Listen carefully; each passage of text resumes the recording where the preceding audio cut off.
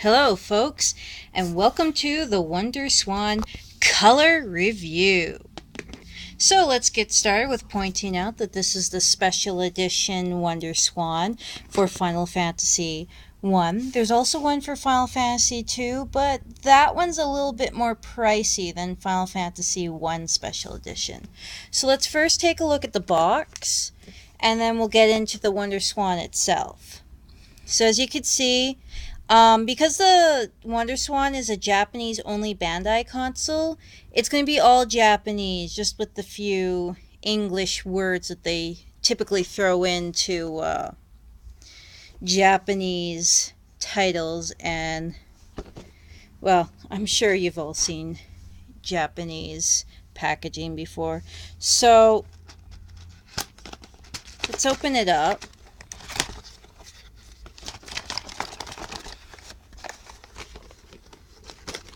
If it wants to come out. So, this is the inside. This is where, of course, the WonderSwan would have gone. And then comes out. It was supposed to come with a charm. I got mine used, so I never got mine with a charm. This is the booklet. Completely all in Japanese, of course, so I don't know what that says. Here's the booklet for the Final Fantasy game itself. Nice little pictures. Again, it's all in Japanese, so I don't know what it says. And then the game itself came in this. Nice art there. You open it up. It's where the game would have sat. So that is the box that the special edition WonderSwan comes in. Now, of course, you probably know that WonderSwan Color is not backlit. I've heard that the crystal is backlit, so if not being backlit is a huge problem to you, you're going to want to check out the crystal. I do not have that one because that one starts out being $100 online. And that's just for like a typical one. So we turn it on. The WonderSwan has two ways that you can play it. This way or this way. Right now the game I have in there plays this way. And it's on, but you can't... Okay, you can kind of see. I'm going to turn on the sound. So, let's look at this. We have over here, which is... if I can just show this to you. Can't really see it, but... basically what it does is it changes your contrast. And of course you can't really see because it's not backlit. But that's basically how that works. Then down here you can see that it takes one AA battery, and I currently have Terror 2 in there. There's a locking mechanism right here so you don't accidentally pull this off while you're playing in game. Cartridge just fits in right there. And then there's the two sets of buttons. If you want to use headphones, unfortunately, that's an extra part you need for that. And it's like $50 on eBay now. So there's no real point. You're just going to have to suffer and play it without headphones unless you're Daddy Warbucks. But I assume you're not, so... Now, I'm going to show you a bit of Terror. It's, even though it's a horror game, unfortunately, it's more of a visual console. When I was a kid and all my Chinese friends freaked out because WonderSwan was only coming out in Japan, they were so disappointed. They all had like the computer version, and I just deleted it because honestly, it almost half, if not more, of the games, they're just visual novels. So as you can see, I have no idea what's going on. A few seconds ago I had a choice, and you know, that's basically the majority of the games for this. There is, however, games like Final Fantasy, which are not, as well as Digimon here. This one's considered a English friendly game if you're looking Terror 2 and Terror 1 are visual novels. Even though there's some pretty pictures in it and some nice creepy music, if you can't read Japanese, you're just kind of looking at someone flip through a storybook for you. The same goes with Last Alive, and the cases. Yes, this is a second Final Fantasy. I received one as a gift.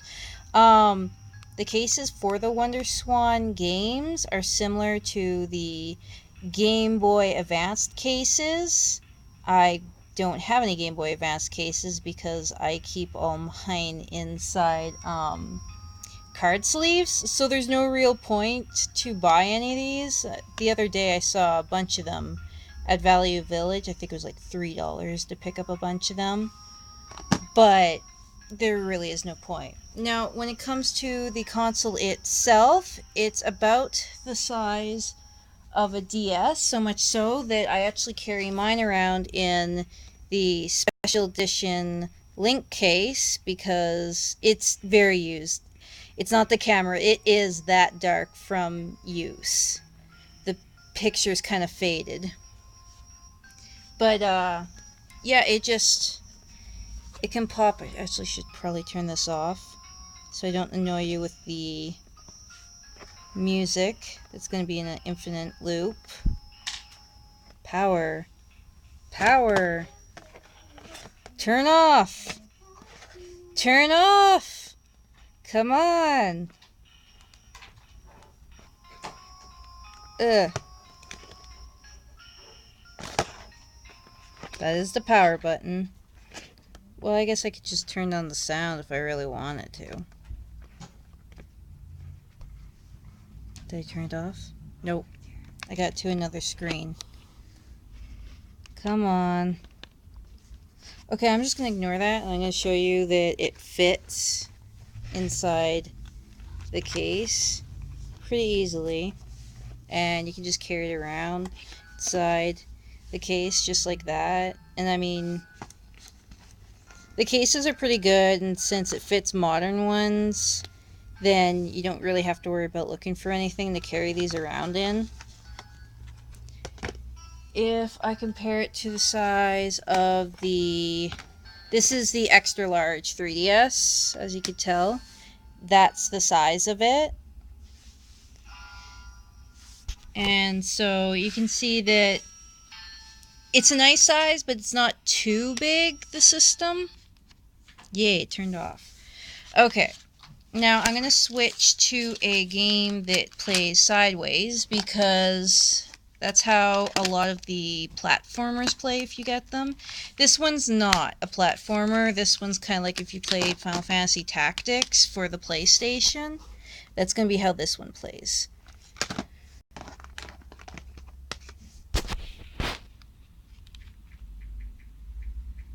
And it doesn't want to turn on. Hang on. This cartridge. Just blow in there.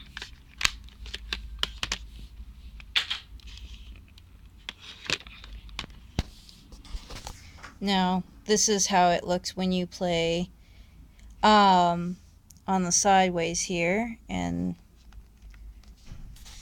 it's a Bandai system, so the games are of course going to pop up with Bandai, just like Sega games will say Sega and Nintendo games say Nintendo, so that's why you're seeing Bandai on all these. This game is not a color one, it's black and white.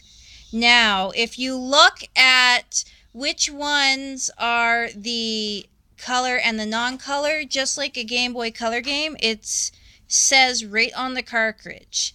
So if you look, that one says color. This game here is not color. It does not say color on it, and so you don't need a color one to play that. The non-color ones, if you go on eBay, you can probably get them for about $14. I don't own one because I own color, so I think it would be strange. The color ones range depending on what you have actually on it. Oh, that's awful. It's an awful sound.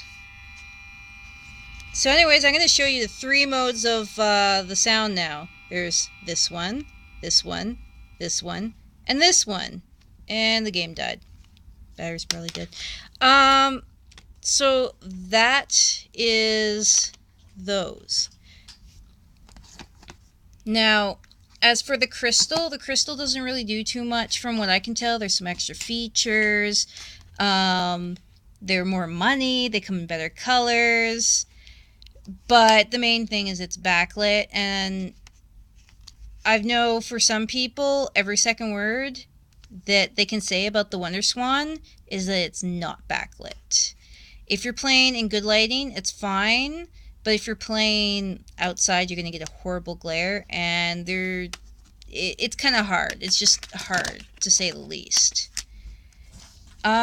If you're looking for this system, do keep in mind, like I said, all the games but one are completely in Japanese. There's a few like English words like start and stuff like that, but you know, you can't really tell what's going on. So they do have clock tower for this system, to be noted.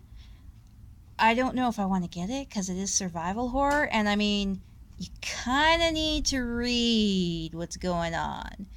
But anyways, to wrap up my review on the WonderSwan Color, I think it's a good game system. Try and get it cheap.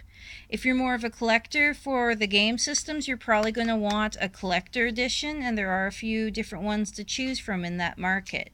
I've already pointed out the 2 Final Fantasy ones, and of course there's special edition colors that you can pick up too. Anyways, guys, have a great day. Thanks for watching.